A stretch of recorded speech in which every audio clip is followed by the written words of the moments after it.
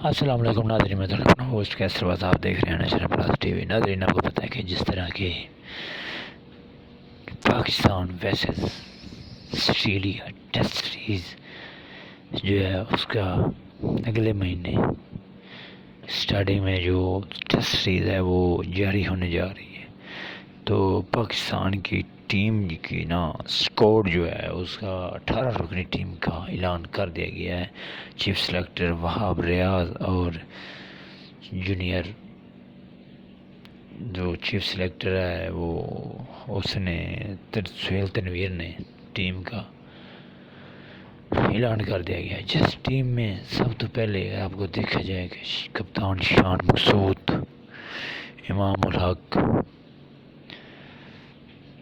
Same Ayub,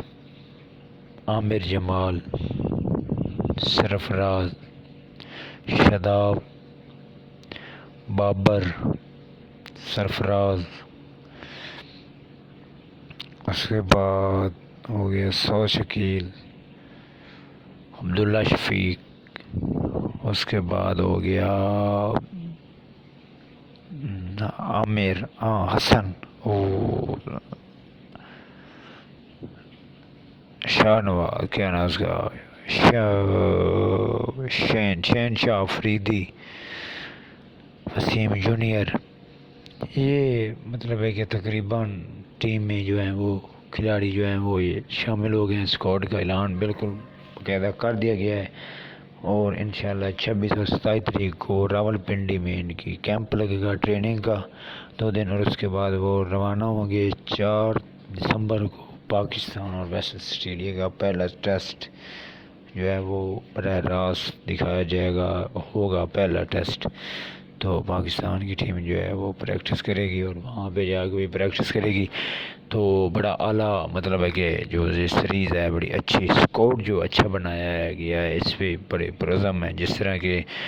same Ayub نے یہ پاکستان میں ٹرافی جو ہو رہی ہے اس میں بڑی اچھی پرفارم، انہوں نے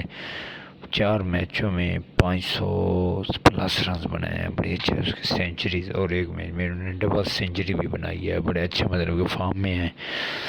ٹیسٹ پلیئر ہیں اچھے۔ اور بڑی مطلب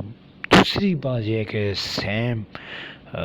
سرفراز کو واپس کیا گیا ہے، پہلی بار خرم شہزاد اور سیم ایوب کو ٹیم میں شامل کیا گیا ہے، اور سرفراز بھی ٹیم کے ساتھ نمائندگی کریں گے، رضوان بھی نمائندگی کریں گے، 2 وکٹ کیپر جائیں گے۔ تو اور سب سے آخری اور لاسٹ میں روف جو ہے اس نے معذرت کر لی ہے، حارث روف نے، کہ میں بیزی ہوں، میں اس دورے کے لیے نہیں اویلیبل نہیں آ سکتا،